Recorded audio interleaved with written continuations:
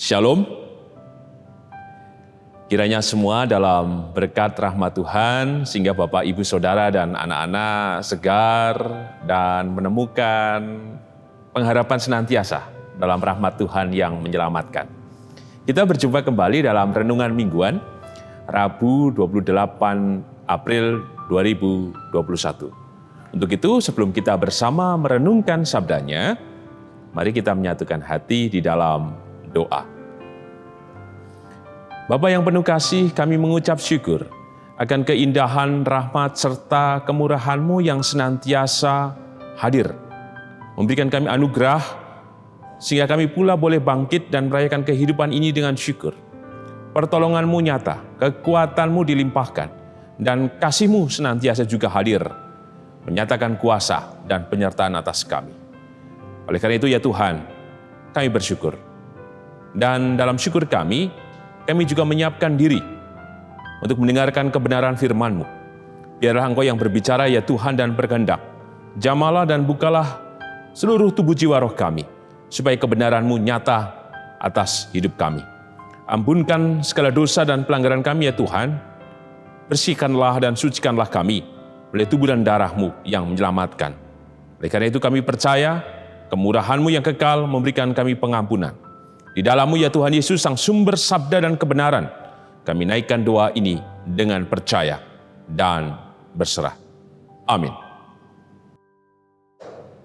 Bapak, Ibu, Saudara, dan anak-anak, mari kita merenungkan sabdanya yang didasarkan dari Injil Markus pasal 14 ayat 26 sampai dengan 31. Markus pasal 14 ayat 26 sampai dengan 31 dengan judul perikop, Petrus akan menyangkal Yesus.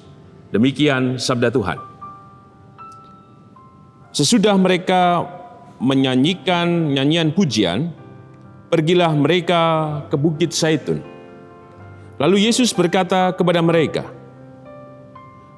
"Kamu semua akan tergoncang imanmu, sebab ada tertulis, Aku akan memukul gembala dan domba-domba itu akan tercerai-berai.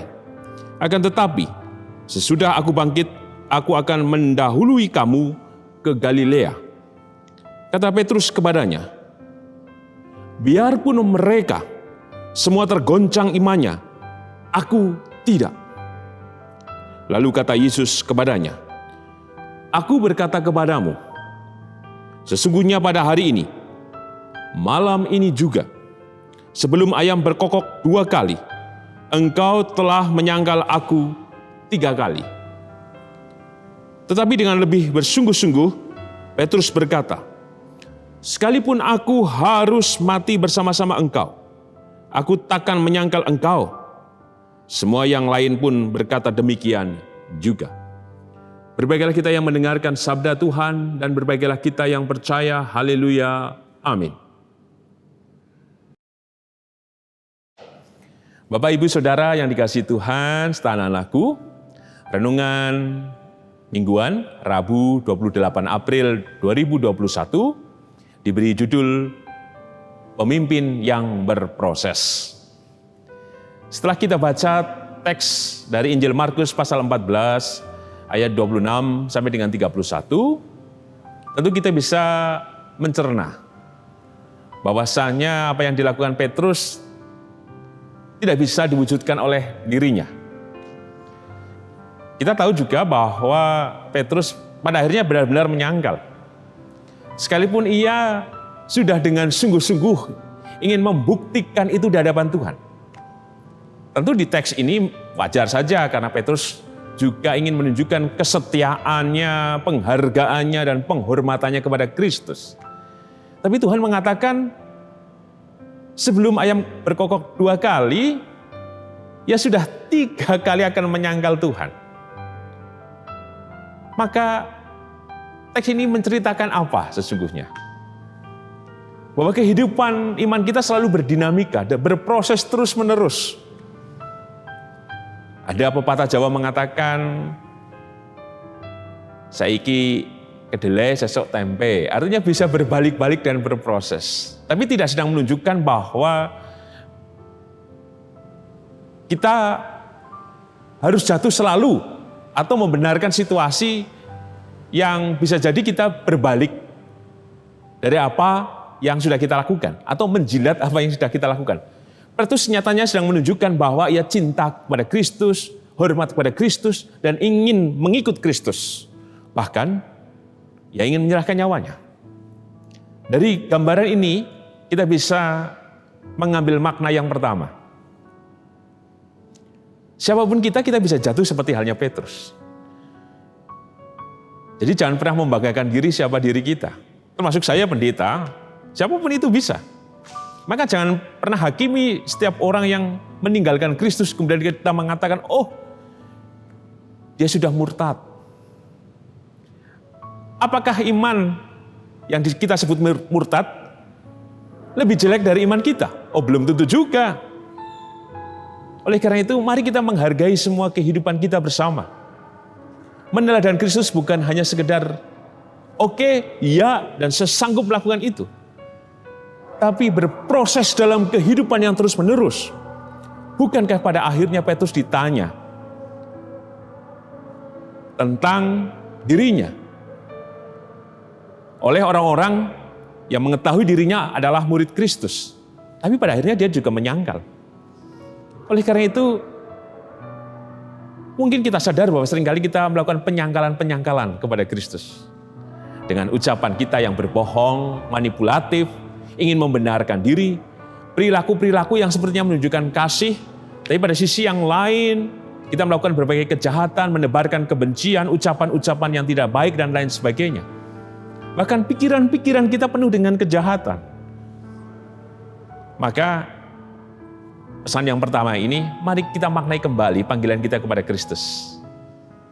Panggilan kita di dalam Kristus.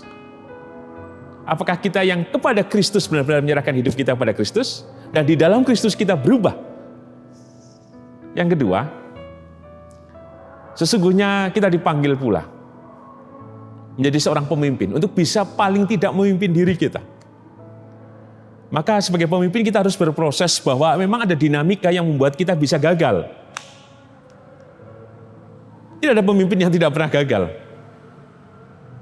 Saya yakin semua pemimpin pasti gagal lah, wong manusia.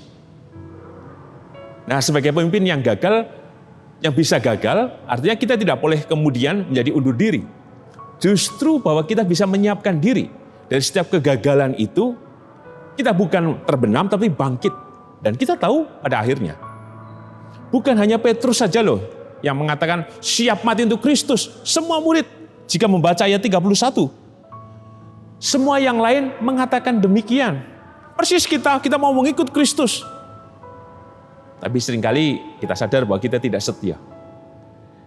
Tapi bukan berarti kemudian kita menjadi terpuruk, tapi bangkit seperti halnya Petrus. Kita lihat pada peristiwa Pentakosta. Di Kisah Para Rasul 2, Petrus akhirnya menyala-nyala. Oleh karena itu, kita bisa gagal. Tapi jangan pernah kegagalan itu menenggelamkan kita sehingga membuat kita patah dan jatuh. Tetapi justru kegagalan itu membuat kita berproses, berdinamika, dan kemudian memampukan kita semakin dewasa mengikut Kristus dengan sungguh-sungguh. Yang ketiga, bahwasanya sebagai seorang pemimpin tidak perlu menunjukkan diri siapa kita. Petrus kan ingin menunjukkan, ini loh aku, sekalipun bumi bergoncang. Terus mengatakan siap mau mati. Sebagai pemimpin perlu rendah hati. Tidak perlu menyombongkan, ini loh gelarku, ini loh kekuatanku, kekayaanku, pengalamanku, kekuasaanku, dan semuanya. Tidak perlu. Tidak perlu. Nantinya akan diuji oleh waktu. Biarlah menjadi pemimpin yang rendah hati. Seperti yang sudah tunjukkan oleh Tuhan Yesus. Ya Tuhan. Tetapi ia tidak pernah menunjukkan siapa dirinya. Justru menunjukkan kerendahan hatinya.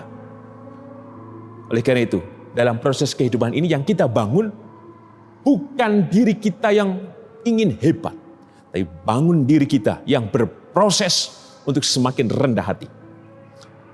Yang selanjutnya, kita kiranya dimampukan untuk kemudian dalam kerendahan hati sebagai seorang pemimpin, siap untuk tidak populer. Kita siap karena membela kebenaran. Banyak yang ingin populer sehingga menggunakan cara-cara yang keliru atau salah demi meraup massa, bisa mempengaruhi massa. Seorang pemimpin tentu butuh orang-orang yang dipimpin. Sehingga banyak yang dilakukan dengan cara manipulatif, dengan bohong, atau mungkin dengan sogokan, dengan cara-cara yang lain, sehingga orang mungkin saja menjadi pekewuh, sehingga orang-orang ikut sajalah. Oleh karena itu, kita pun siap untuk tidak populer menjadi seorang pemimpin. Bisa disebut orang aneh, berbeda dan lain sebagainya, ngeyelan dan lain sebagainya. Tetapi jika kemudian kita mempertahankan kebenaran, dan memang itu kebenaran bisa dipertanggungjawabkan dalam kebenaran firman-Nya, kiranya kita tidak kemudian menjadi undur diri. Dan kita lihat pada akhirnya pula, para murid dengan teguh dan tidak goyah mengikut Kristus. Dan sebagai penutup, Kristus sudah menunjukkan sebagai seorang pemimpin yang melayani, rela berkorban, dan yang menunjukkan kerendahan hatinya sebagai seorang pelayan. Oleh karena itu, sebagai pemimpin yang terus berproses, setiap kita mari menghantarkan diri untuk mengikut Kristus. Ketika kepemimpinan itu diberikan kepada kita, rawatlah itu dengan tanggung jawab. Dan ketika kita mungkin saja digantikan oleh pemimpin yang lain, maka dengan rendah hati pula kita siap menerimanya dan bersamanya. Bukankah kita sering mendengar ada pemimpin yang disebut pemimpin yang post power syndrome? Sudah menjabat di tempat lain, pengen menjabat, suasananya dibawa ketika ia dulu menduduki jabatan tertentu. Di masyarakat, di gereja, dan semuanya. Lihatlah Kristus kembali. Kristus bukan pemimpin yang post power syndrome, tapi pemimpin yang mengkader pemimpin berikutnya, yaitu para rasul. Bahkan dengan kerendahan hatinya, ia terus mengiring, memberkati para pemimpin-pemimpin baru. Demikian juga kita. Mungkin pada akhirnya kita tidak lagi menjadi pemimpin, tapi digantikan pemimpin-pemimpin berikutnya. Maka yang kita lakukan adalah menolong, mendampingi, dan menghadirkan berkat juga. Sehingga dinamika ini terus berproses dalam kehidupan kita. Sehingga kita ketika mengatakan, aku mau ikut Tuhan, kiranya kita benar-benar nyatakan dalam kehidupan kita. Ikutlah aku, kita mengikut. Persis mencontoh pada kepemimpinan Kristus yang rela melayani dan memberikan nyawanya untuk mereka yang dipimpin. Tuhan memberkati. Amin. Bapak, Ibu, Saudara, dan anak-anak yang dikasihi Tuhan, mari kita menyatukan hati di dalam doa. Kami mengucap syukur Tuhan, kebenaran firman-Mu memampukan kami Tuhan untuk mengikut-Mu, menjadi pemimpin yang terus berproses. Kebenaran firman-Mu yang telah Kau ajarkan di dalam Injil Markus, pasal 14, ayat 26 sampai dengan 31, memampukan kami untuk tidak menyangkal akan Engkau Tuhan. Caranya kami harus mengikut Engkau. Bahwa kami adalah pemimpin juga yang telah Kau siapkan dan Kau utus. Maka mampukan kami untuk melakukan dengan kesetiaan, dengan kejujuran, bahkan dari nurani dan kerendahan hati. Oleh karena itu berkatilah kami Tuhan. Karena seringkali kami gagal atau tidak berhasil memimpin diri kami. Entah karena kesombongan kami, karena kami mengukur siapa diri kami yang kami anggap lebih berharga daripada yang lain. Atau kami sebagai seorang pemimpin yang telah Kau utus merasa minder, tidak percaya diri. Oleh karena kami menganggap tidak lebih dari yang lain pula Tuhan. Oleh karena itu Tuhan, tolonglah kami. Mampukan kami terus melihat pada teladan kasih-Mu. Bahwa Engkau sebagai seorang pemimpin telah melayani dan rela berkorban untuk kami, menunjukkan bagaimana Engkau dengan kehangatan dan cinta-Mu itu menopang kami. Sehingga kami terus berproses dalam kehidupan ini, untuk kami semakin kuat dan teguh mengikut-Mu tanpa menyangkal-Mu dalam kesetiaan iman kami Tuhan, kini dan sepanjang masa. Oleh karena itu kami juga berdoa Tuhan, pada kasih-Mu yang kini dan sepanjang masa, Mampukan kami Tuhan dan tolonglah kami. Khususnya bagi hamba-Mu yang dalam keadaan sakit, dalam pemulihan kesehatan, dan hamba-Mu yang terus bergulat dalam berbagai peristiwa kehidupan, kerinduan dan harapan hidup mereka. Kami percaya Tuhan Kau menolong jemaat GKJ Sari Mulyo khususnya satu persatu oleh kasih kemurahan dan pertolongan-Mu itu.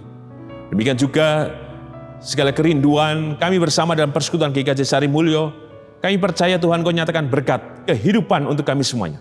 Dan Kau memberkati juga Tuhan persekutuan GKJ Sari Mulyo yang terus bertumbuh, berkembang, bukan karena kami, tetapi karena Engkau ya Tuhan yang hadir dan memberkati kami.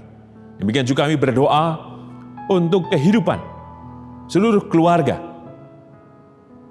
awak kapal selam Nenggala 402. Berkati Tuhan seluruh korban, keluarga korban. Kami percaya Tuhan, kedugaan mereka tidak bisa digantikan oleh apapun. Tapi kasih dan kemurahan-Mu Tuhan yang hadir memberikan mereka kekuatan dan penghiburan yang sejati. Hati mereka pedih, perih, oleh karena ditunggalkan oleh suami, ayah, anak, orang tua, kerabat, saudara. Oleh karena itu Tuhan, tolonglah seluruh keluarga besar, supaya dalam duka cita mereka menemukan kasih dan kemurahan-Mu yang hadir, memberikan pengharapan dan pertolongan. Inilah doa kami Tuhan Yesus, yang kami naikkan dengan percaya pada kasih, kemurahan, dan nama-Mu. Di dalam-Mu Tuhan kami percaya dan berserah. Amin. Tuhan Yesus memberkati Bapak, Ibu, Saudara, dan anak-anak kini dan selamanya. Amin.